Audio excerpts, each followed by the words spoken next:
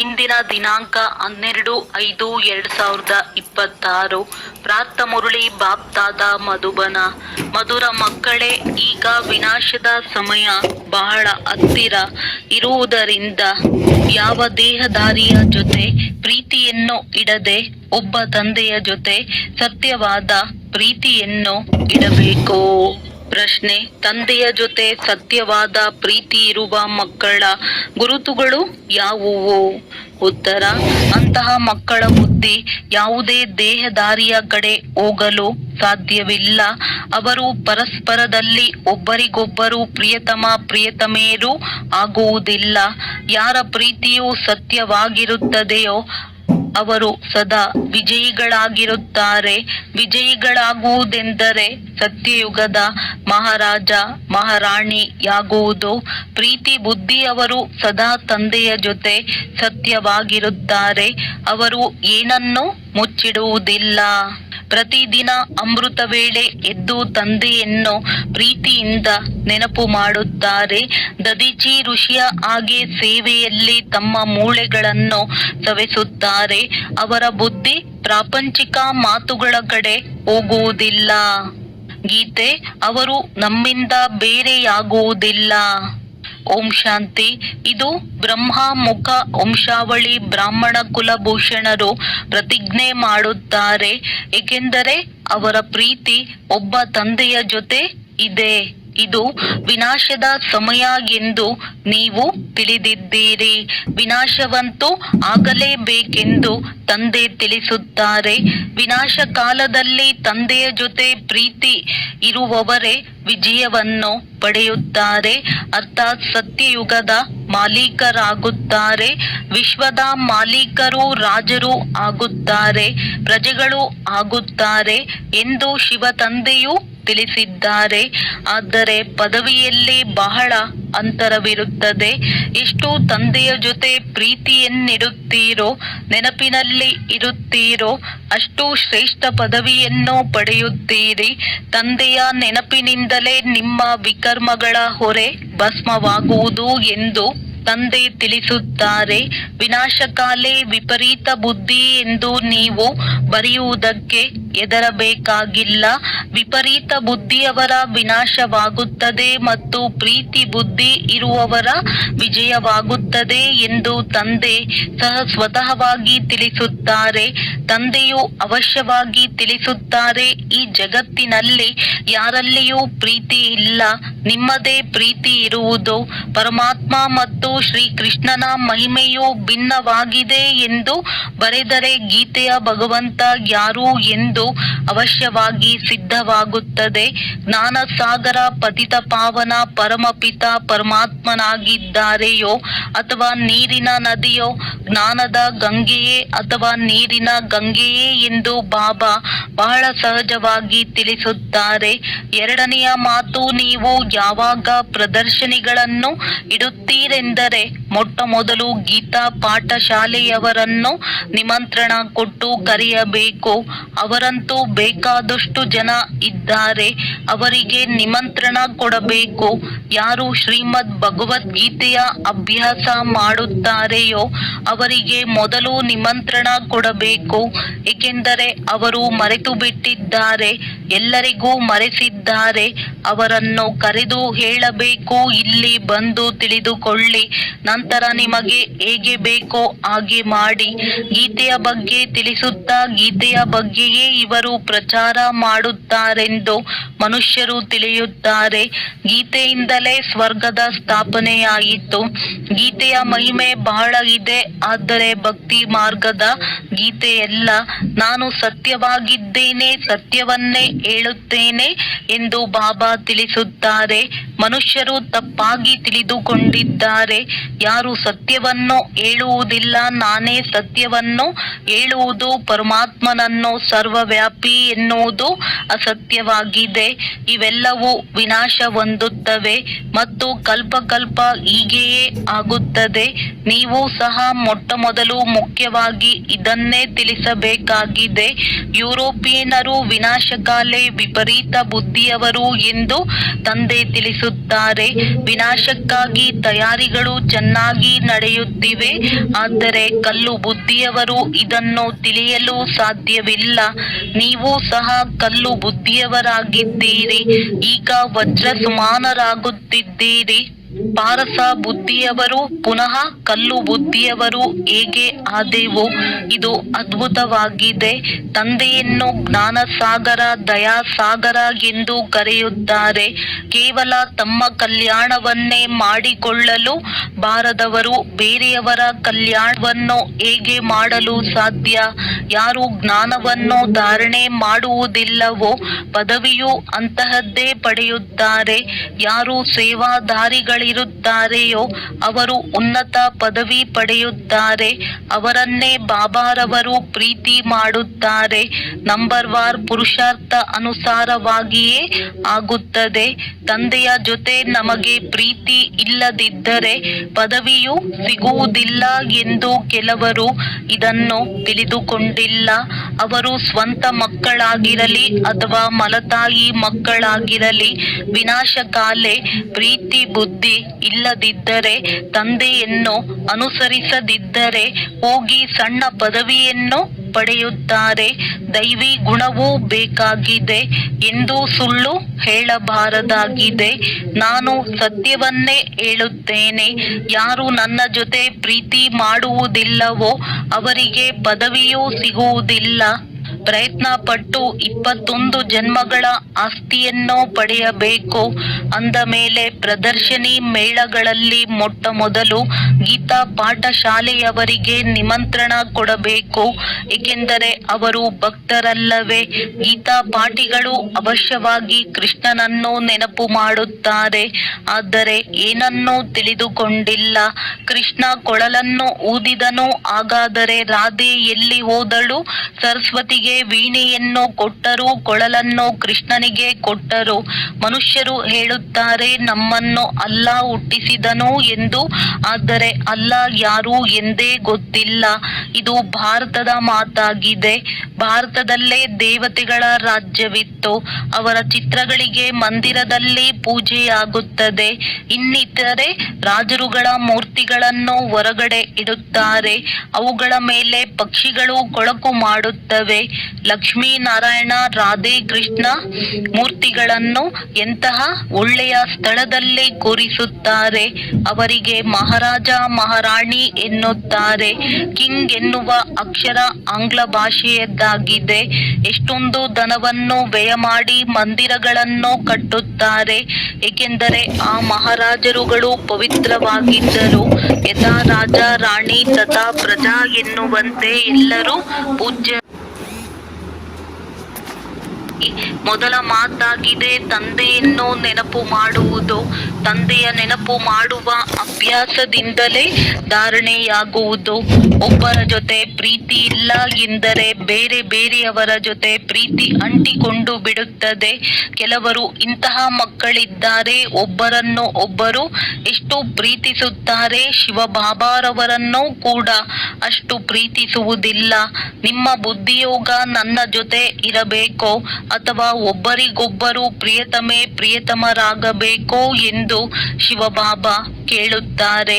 ನಂತರ ನನ್ನನ್ನು ಸಂಪೂರ್ಣವಾಗಿ ಮರೆತೇ ಹೋಗುತ್ತಾರೆ. ನಿಮಗಂತೂ ಬುದ್ಧಿಯೋಗ ನನ್ನ ಜೊತೆ ಸೇರಿಸಬೇಕಾಗಿದೆ. ಇದರಲ್ಲೇ ಪರಿಶ್ರಮವಿರುವುದು. ಬುದ್ಧಿ ಮುರಿಯುವುದೇ ಇಲ್ಲ. ಶಿವಬಾಬನ ಬದಲಾಗಿ ಒಬ್ಬರನ್ನು ಒಬ್ಬರು ನೆನಪು ಮಾಡುತ್ತಲೇ ಇರುತ್ತಾರೆ. ಬಾಬಾ ಹೆಸರನ್ನು ಹೇಳಿದರೆ ವಿರೋಧಿಗಳಾಗಿ ಬಿಡುತ್ತಾರೆ. ನಂತರ ನಿಂದನೆ ಮಾಡುವುದಕ್ಕೂ ತಡ ಮಾಡುವುದಿಲ್ಲ. ಈ ಬಾಬನನ್ನು ನಿಂದಿಸಿದರೆ ಆ ಕ್ಷಣವೇ ಶಿವ ಬಾಬಾರವರಿಗೆ ಕೇಳಿಸುತ್ತದೆ. ಬ್ರಹ್ಮನಿಂದ ಓದಲಿಲ್ಲ ಎಂದ ಮೇಲೆ ಶಿವ ಬಾಬಾರವರಿಂದಲೂ ಓದಲು ಸಾಧ್ಯವಿಲ್ಲ. ಬ್ರಹ್ಮನ ಹೊರತು ಶಿವಬಾಬಾ ಕೂಡ ಏನು ಹೇಳಲು ಸಾಧ್ಯವಿಲ್ಲ. ಆದ್ದರಿಂದಲೇ ಸಾಕಾರ ಬಾಬನನ್ನು ಕೇಳಿ ಎಂದು ಬಾಬಾ ಹೇಳುತ್ತಾರೆ. ಕೆಲವು ಒಳ್ಳೊಳ್ಳೆಯ ಮಕ್ಕಳು ಸಾಕಾರ ತಂದೆಯ ಮಾತನ್ನು ಕೇಳುವುದೇ ಇಲ್ಲ. ಇವರಂತೂ ಪುರುಷಾರ್ಥಿ ಎಂದು ಹೇಳುತ್ತಾರೆ. ಪುರುಷಾರ್ಥಿಗಳಂತೂ ಎಲ್ಲರೂ ಆಗಿದ್ದಾರೆ. ಆದರೆ ನೀವಂತೂ ತಂದೆ ತಾಯಿಯನ್ನು ಅನುಸರಿಸಬೇಕಲ್ಲವೇ? ಕೆಲವರು ತಿಳಿಸಿ ಹೇಳಿದರೆ ತಿಳಿದುಕೊಳ್ಳುತ್ತಾರೆ, ಕೆಲವರ ಅದೃಷ್ಟದಲ್ಲಿ ಇಲ್ಲವೆಂದರೆ ತಿಳಿದುಕೊಳ್ಳುವುದೇ ಇಲ್ಲ, ಸೇವಾದಾರಿಗಳು ಆಗುವುದೇ ಇಲ್ಲ. ಆದರೆ ಬುದ್ಧಿ ಒಬ್ಬ ತಂದೆಯ ಜೊತೆ ಇಡಬೇಕಾಗಿದೆ. ಇತ್ತೀಚಿನ ದಿನಗಳಲ್ಲಿ ಬಹಳ ಆತ್ಮಗಳು ತಮ್ಮಲ್ಲಿ ಶಿವಬಾಬಾ ಬರುತ್ತಾರೆ ಎನ್ನುತ್ತಾರೆ. ಇದರಿಂದ ಜಾಗರೂಕರಾಗಬೇಕಾಗಿದೆ. ಮಾಯೆಯ ಪ್ರವೇಶ ಆಗುತ್ತದೆ. ಹಿಂದೆ ಯಾರಲ್ಲಿ ಶ್ರೀ ನಾರಾಯಣ ಇತ್ಯಾದಿಗಳು ಬರುತ್ತಿದ್ದರೋ ಅವರುಗಳು ಈಗ ಇಲ್ಲ. ಕೇವಲ ಪ್ರವೇಶದಿಂದ ಏನೂ ಆಗುವುದಿಲ್ಲ. ನನ್ನನ್ನು ನೆನಪು ಮಾಡಿ ಎಂದು ತಂದೆ ತಿಳಿಸುತ್ತಾರೆ. ಉಳಿದಂತೆ ನನ್ನಲ್ಲಿ ಇವರು ಬರುತ್ತಾರೆ ಅವರು ಬರುತ್ತಾರೆ ಎನ್ನುವುದೆಲ್ಲ ಬರೀ ಮಾಯೆಯಾಗಿದೆ. ನನ್ನ ನೆನಪೇ ಇಲ್ಲವೆಂದರೆ ಪ್ರಾಪ್ತಿ ಹೇಗೆ ಆಗುತ್ತದೆ? ಎಲ್ಲಿಯವರೆಗೂ ತಂದೆಯ ಜೊತೆ ಡೈರೆಕ್ಟ್ ಯೋಗ ಇರುವುದಿಲ್ಲವೋ ಅಲ್ಲಿಯವರೆಗೆ ಪದವಿಯೂ ಸಿಗುವುದಿಲ್ಲ, ಧಾರಣೆಯೂ ಆಗುವುದಿಲ್ಲ. ನೀವು ನನ್ನೊಬ್ಬನನ್ನೇ ನೆನಪು ಮಾಡಬೇಕು ಎಂದು ತಂದೆ ತಿಳಿಸುತ್ತಾರೆ. ಬ್ರಹ್ಮನ ಮೂಲಕವೇ ನಾನು ತಿಳಿಸುವುದು, ಬ್ರಹ್ಮನ ಮೂಲಕವೇ ಸ್ಥಾಪನೆಯಾಗಿರುವುದು. ತ್ರಿಮೂರ್ತಿಗಳು ಅವಶ್ಯವಾಗಿ ಬೇಕು. ಕೆಲವರು ಬ್ರಹ್ಮ ಚಿತ್ರವನ್ನು ನೋಡಿ ಕೋಪಗೊಳ್ಳುತ್ತಾರೆ.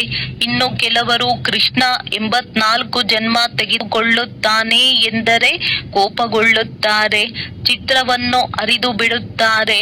ಅರೆ, ಇವಂತೂ ತಂದೆ ಮಾಡಿಸಿರುವ ಚಿತ್ರಗಳು, ಮರೆಯಬೇಡಿ.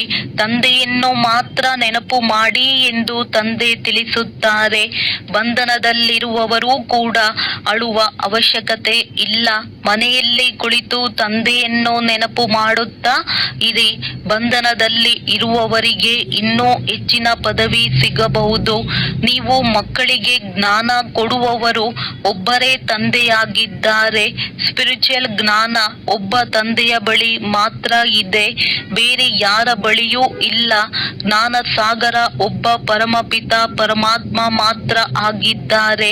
ಅವರಿಗೆ ಮುಕ್ತಿದಾತ ಎಂದು ಕರೆಯುತ್ತಾರೆ. ಇದರಲ್ಲಿ ಹೆದರುವ ಮಾತೇನಿದೆ? ತಂದೆ ಮಕ್ಕಳಿಗೆ ತಿಳಿಸುತ್ತಾರೆ, ಮಕ್ಕಳು ಬೇರೆಯವರಿಗೆ ತಿಳಿಸಬೇಕು. ನನ್ನನ್ನು ನೆನಪು ಮಾಡುವುದರಿಂದ ಸದ್ಗತಿಯನ್ನು ಪಡೆಯುತ್ತೀರಿ ಎಂದು ತಂದೆ ತಿಳಿಸುತ್ತಾರೆ. ಸತ್ಯಯುಗದಲ್ಲಿ ರಾಮರಾಜ್ಯವಿರುತ್ತದೆ, ಕಲಿಯುಗದಲ್ಲಿ ಅದು ಇಲ್ಲ. ಸತ್ಯಯುಗದಲ್ಲಿ ಒಂದೇ ರಾಜ್ಯವಿರುತ್ತದೆ. ಈ ಮಾತುಗಳು ಸಹ ನಿಮ್ಮಲ್ಲಿ ನಂಬರ್ ವಾರ್ ಬುದ್ಧಿಯಲ್ಲಿ ಧಾರಣೆಯಾಗುತ್ತದೆ. ಯಾರ ಬುದ್ಧಿಯಲ್ಲಿ ಧಾರಣೆಯಾಗುವುದಿಲ್ಲವೋ ಅವರನ್ನು ವಿನಾಶಕಾಲೆ ವಿಪರೀತ ಬುದ್ಧಿ ಎನ್ನುತ್ತಾರೆ. ಪದವಿಯೂ ಪಡೆಯುವುದಿಲ್ಲ. ಎಲ್ಲರ ವಿನಾಶವಂತೂ ಆಗಲೇಬೇಕಾಗಿದೆ. ಈ ಮಾತೇನೂ ಕಡಿಮೆಯಲ್ಲ. ವಿನಾಶಕಾಲೆ ಪ್ರೀತಿ ಬುದ್ಧಿಯವರಾಗಿ ಎಂದು ತಂದೆಯು ತಿಳಿಸುತ್ತಾರೆ. ಇದು ನಿಮ್ಮ ಅಂತಿಮ ಜನ್ಮವಾಗಿದೆ. ಈಗ ನೀವು ಪ್ರೀತಿಯನ್ನಿಡದೆ ಇದ್ದರೆ ಪದವಿಯನ್ನು ಪಡೆಯಲು ಸಾಧ್ಯವಿಲ್ಲ. ಸತ್ಯವಾದ ಹೃದಯದವರ ಮೇಲೆ ತಂದೆ ರಾಜಿಯಾಗುತ್ತಾರೆ. ದದೀಚಿ ಋಷಿಯ ಹಾಗೆ ಮೂಳೆಗಳನ್ನು ಸೇವೆಯಲ್ಲಿ ಸವೆಸಬೇಕು. ಯಾವಾಗ ಗ್ರಹಚಾರ ಕುಳಿತುಕೊಳ್ಳುತ್ತದೆ ಎಂದರೆ ಅನೇಕ ತರಹದ ಮಾಯೆಯ ಬಿರುಗಾಳಿ ಬರುತ್ತಲೇ ಇರುತ್ತದೆ. ಇದಕ್ಕಿಂತ ಲೌಕಿಕವೇ ಸರಿ, ಅಲ್ಲಿಗೆ ಹೊರಟು ಹೋಗೋಣ, ಇಲ್ಲಂತೂ ಯಾವ ಮಜವೂ ಇಲ್ಲ ಎಂದು ಹೇಳುತ್ತಾರೆ. ಅಲ್ಲಂತೂ ನಾಟಕವಿದೆ, ಸಿನಿಮಾಗಳಿವೆ. ಯಾರು ಈ ಮಾತುಗಳಲ್ಲಿ ಇರುತ್ತಾರೆಯೋ ಅವರು ಇಲ್ಲಿ ಇರುವುದು ಬಹಳ ಕಷ್ಟ. ಪುರುಷಾರ್ಥ ಮಾಡಿ ಉನ್ನತ ಪದವಿಯನ್ನು ಪಡೆಯಬಹುದು. ಬೆಳಗ್ಗೆ ಎದ್ದು ಕುಳಿತುಕೊಳ್ಳದಿದ್ದರೆ ಮಜಾ ಬರುವುದಿಲ್ಲ. ಮಲಗಿಕೊಂಡರೆ ಕೆಲವೊಮ್ಮೆ ನಿದ್ದೆ ಬರುತ್ತದೆ. ಎದ್ದು ಕುಳಿತುಕೊಳ್ಳುವುದರಿಂದ ಒಳ್ಳೆಯ ವಿಚಾರಗಳು ಬರುತ್ತವೆ. ಬಹಳ ಮಜಾ ಬರುತ್ತದೆ ಎಂದು ಬಾಬಾ ತಿಳಿಸುತ್ತಾರೆ. ಇನ್ನು ಸ್ವಲ್ಪ ದಿನಗಳು ಮಾತ್ರ ಬಾಕಿ ಉಳಿದಿವೆ. ನಾವು ತಂದೆಯಿಂದ ವಿಶ್ವದ ರಾಜ್ಯ ಭಾಗ್ಯವನ್ನು ತೆಗೆದುಕೊಳ್ಳುತ್ತಿದ್ದೇವೆ. ಈ ರೀತಿ ನೆನಪು ಮಾಡಿದರೂ ಸಹ ಖುಷಿಯ ನಶೆ ಏರುತ್ತದೆ. ಬೆಳಗ್ಗೆ ಚಿಂತನೆ ನಡೆಯುತ್ತದೆ ಎಂದರೆ ದಿನದಲ್ಲೂ ಕೂಡ ಖುಷಿ ಇರುತ್ತದೆ. ಒಂದು ವೇಳೆ ಖುಷಿ ಇಲ್ಲ ಎಂದರೆ ತಂದೆಯ ಜೊತೆ ಪ್ರೀತಿ ಇಲ್ಲ ಎಂದರ್ಥ. ಅಮೃತ ವೇಳೆಯಲ್ಲಿ ಏಕಾಂತ ಚೆನ್ನಾಗಿರುತ್ತದೆ. ಎಷ್ಟು ತಂದೆಯನ್ನು ನೆನಪು ಮಾಡುತ್ತೀರೋ ಅಷ್ಟು ಖುಷಿಯ ನಶೆ ಏರಿರುತ್ತದೆ. ಈ ಓದಿನಲ್ಲಿ ಗ್ರಹಚಾರಿ ಕುಳಿತುಕೊಳ್ಳುತ್ತದೆ, ಏಕೆಂದರೆ ತಂದೆಯನ್ನು ಮರೆತು ಬಿಡುತ್ತಾರೆ. ತಂದೆಯಿಂದ ಆಸ್ತಿಯನ್ನು ಪಡೆಯಬೇಕಾದರೆ ಮನಸ ವಾಚ ಕರ್ಮಣ ಸೇವೆಯನ್ನು ಮಾಡಬೇಕು. ಈ ಸೇವೆಯಲ್ಲಿಯೇ ಈ ಅಂತಿಮ ಜನ್ಮವನ್ನು ಕಳೆಯಬೇಕು. ಒಂದು ವೇಳೆ ಪ್ರಾಪಂಚಿಕ ಮಾತುಗಳಿಗೆ ಏನಾದರೂ ಅಂಟಿಕೊಂಡರೆ ಈ ಸೇವೆಯನ್ನು ಯಾವಾಗ ಮಾಡುತ್ತೀರಿ? ನಾಳೆ ನಾಳೆ ಎನ್ನುತ್ತಾ ಶರೀರವನ್ನು ಬಿಟ್ಟು ಬಿಡುತ್ತಾರೆ. ಸ್ವರ್ಗಕ್ಕೆ ಕರೆದುಕೊಂಡು ಹೋಗಲು ತಂದೆ ಬಂದಿದ್ದಾರೆ. ಇಲ್ಲಂತೂ ಯುದ್ಧಗಳಲ್ಲಿ ಎಷ್ಟೊಂದು ಜನ ಸಾಯುತ್ತಾರೆ, ಎಷ್ಟೊಂದು ಜನರಿಗೆ ದುಃಖವಾಗುತ್ತದೆ. ಅಲ್ಲಂತೂ ಜಗಳ ಇತ್ಯಾದಿ ಇರುವುದೇ ಇಲ್ಲ. ಇದೆಲ್ಲ ಅಂತ್ಯದಲ್ಲಿ ಆಗಬೇಕಾಗಿದೆ. ನಿರ್ಧನಿಕರು ಸಾಯುತ್ತಾರೆ, ಆದರೆ ದಣಿಯನ್ನು ತಿಳಿದಿರುವವರು ರಾಜ್ಯ ಭಾಗ್ಯವನ್ನು ಪಡೆಯುವರು. ನಾವು ನಮ್ಮ ಸಂಪಾದನೆಯನ್ನು ನಮ್ಮದೇ ತನು ಮನ ಧನದಿಂದ ನಮ್ಮ ರಾಜ್ಯವನ್ನು ಸ್ಥಾಪಿಸುತ್ತಿದ್ದೇವೆ ಎಂದು ಪ್ರದರ್ಶನಗಳಲ್ಲಿ ತಿಳಿಸಬೇಕು. ಭಿಕ್ಷೆ ಬೇಡುವ ಅಗತ್ಯವಿಲ್ಲ. ಅನೇಕ ಸಹೋದರ ಸಹೋದರಿಯರು ಒಟ್ಟುಗೂಡಿ ರಾಜಧಾನಿಯನ್ನು ಸ್ಥಾಪನೆ ಮಾಡುತ್ತಿರುವರು. ನೀವು ಕೋಟಿಗಟ್ಟಲೆ ಒಟ್ಟು ಸೇರಿಸಿ ವಿನಾಶ ಮಾಡುತ್ತೀರಿ. ನಾವು ಒಂದೊಂದು ಪೈಸೆಯನ್ನು ಒಟ್ಟುಗೂಡಿಸಿ ವಿಶ್ವದ ಮಾಲೀಕರಾಗುತ್ತೇವೆ. ಎಷ್ಟು ಅದ್ಭುತವಾದ ಮಾತಾಗಿದೆ. ಒಳ್ಳೆಯದು. ಮಧುರಾತಿ ಮಧುರ ಅಗಲಿ ಹೋಗಿ ಮರಳಿ ಸಿಕ್ಕಿರುವ ಮಕ್ಕಳ ಪ್ರತಿ ಮಾತ್ಪಿತಾ ಬಾಪ್ ದಾದಾರವರ ನೆನಪು, ಪ್ರೀತಿ ಹಾಗೂ ಸುಪ್ರಭಾತ. ಆತ್ಮಿಕ ಮಕ್ಕಳಿಗೆ ಆತ್ಮಿಕ ತಂದೆಯ ನಮಸ್ತೆ. ಧಾರಣೆಗಾಗಿ ಮುಖ್ಯ ಸಾರ. ಅಮೃತ ವೇಳೆ ಏಕಾಂತದಲ್ಲಿ ಕುಳಿತು ತಂದೆಯನ್ನು ಪ್ರೀತಿಯಿಂದ ನೆನಪು ಮಾಡಬೇಕು. ಪ್ರಾಪಂಚಿಕ ಮಾತುಗಳನ್ನು ಬಿಟ್ಟು ಈಶ್ವರಿಯ ಸೇವೆಯಲ್ಲಿ ತೊಡಗಬೇಕು. ತಂದೆಯ ಜೊತೆ ಸತ್ಯವಾದ ಹೃದಯವನ್ನು ಇಡಬೇಕು. ಪರಸ್ಪರದಲ್ಲಿ ಒಬ್ಬರಿಗೊಬ್ಬರು ಪ್ರಿಯತಮ ಪ್ರಿಯತಮೆಯರಾಗಬಾರದು. ಯಾವುದೇ ದೇಹದಾರಿಯ ಜೊತೆ ಪ್ರೀತಿ ಇಡಬೇಡಿ. ಒಬ್ಬ ತಂದೆಯ ಜೊತೆ ಪ್ರೀತಿಯನ್ನು ಇಡಬೇಕಾಗಿದೆ. ವರದಾನ.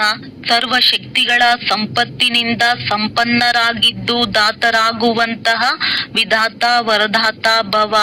ಯಾವ ಮಕ್ಕಳು ಸರ್ವಶಕ್ತಿಗಳ ಸಂಪತ್ತಿವಂತರಾಗಿದ್ದಾರೆಯೋ ಅವರೇ ಸಂಪನ್ನ ಹಾಗೂ ಸಂಪೂರ್ಣ ಸ್ಥಿತಿಯ ಸಮೀಪತೆಯ ಅನುಭವ ಮಾಡುತ್ತಾರೆ. ಅದರಲ್ಲಿ ಭಕ್ತಿಯ ಅಥವಾ ಬಿಕಾರಿಯಾಗಿರುವ ಯಾವುದೇ ಸಂಸ್ಕಾರವು ಇಮರ್ಜ್ ಆಗುವುದಿಲ್ಲ. ತಂದೆಯ ಸಹಯೋಗ ಬೇಕು, ಆಶೀರ್ವಾದ ಬೇಕು, ಸಹಯೋಗ ಬೇಕು, ಶಕ್ತಿ ಬೇಕು. ಈ ಬೇಕೆಂಬ ಶಬ್ದವು ದಾತ ವಿಧಾತ ವರದಾತ ಮಕ್ಕಳ ಮುಂದೆ ಶೋಭಿಸುವುದೇ ಇಲ್ಲ. ಅವರಂತೂ ವಿಶ್ವದ ಪ್ರತಿಯೊಂದು ಆತ್ಮನಿಗೆ ಏನಾದರೊಂದು ದಾನ ಅಥವಾ ವರದಾನ ಕೊಡುವವರಾಗಿರುತ್ತಾರೆ. ಸ್ಲೋಗನ್. ಪ್ರತಿಯೊಂದು ಆತ್ಮನಿಗೆ ಏನಾದರೊಂದು ಪ್ರಾಪ್ತಿ ಮಾಡಿಸುವವರ ವಚನವೇ ಸತ್ಯ ವಚನವಾಗಿದೆ. ಅವ್ಯಕ್ತ ಸೂಚನೆಗಳು. ಸದಾ ಅಚಲ ಅಡೋಲ ಏಕರಸ ಸ್ಥಿತಿಯ ಅನುಭವ ಮಾಡಿ. ಸಮಯ ಪ್ರಮಾಣ. ಈಗ ಸದಾ ಅಚಲ ಅಡೋಲ ಸರ್ವ ಖಜಾನೆಗಳಿಂದ ಸಂಪನ್ನರಾಗಿ ಸ್ವಲ್ಪವೂ ಸಹ ಏರುಪೇರು ಆಗುತ್ತೀರಿ ಎಂದರೆ ಸರ್ವ ಖಜಾನೆಗಳ ಅನುಭವ ಆಗುವುದಿಲ್ಲ. ತಂದೆಯ ಮೂಲಕ ಸಿಕ್ಕಿರುವ ಖಜಾನೆಗಳನ್ನು ಸದಾ ಕಾಯಂ ಆಗಿ ಇಟ್ಟುಕೊಳ್ಳುವ ಸಾಧನ ಆಗಿದೆ. ಸದಾ ಅಚಲ ಅಡೋಲರಾಗಿ ಇರುವುದು. ಅಚಲರಾಗಿರುವುದರಿಂದ ಸದಾ ಖುಷಿಯ ಅನುಭವ ಆಗುತ್ತಾ ಇರುತ್ತದೆ. ಹೇಗೆ ವಿನಾಶಿ ಧನ, ಹೆಸರು, ಮಾನ್ಯತೆ, ಆಡಂಬರ, ಪದವಿ ಇತ್ಯಾದಿಗಳು ಸಿಗುತ್ತದೆ ಎಂದರೆ ಖುಷಿಯಾಗುತ್ತದೆ ಅಲ್ಲವೇ? ಇದಂತೂ ಅವಿನಾಶಿ ಖುಷಿಯಾಗಿದೆ. ಆದರೆ ಈ ಖುಷಿ ಅವರಿಗೆ ಇರುತ್ತದೆ ಯಾರು ಅಚಲ ಅಡೋಲ ಏಕರಸ ಸ್ಥಿತಿಯಲ್ಲಿ ಇರುತ್ತಾರೆ. ಒಳ್ಳೆಯದು. ಓಂ ಶಾಂತಿ. ಓಂ.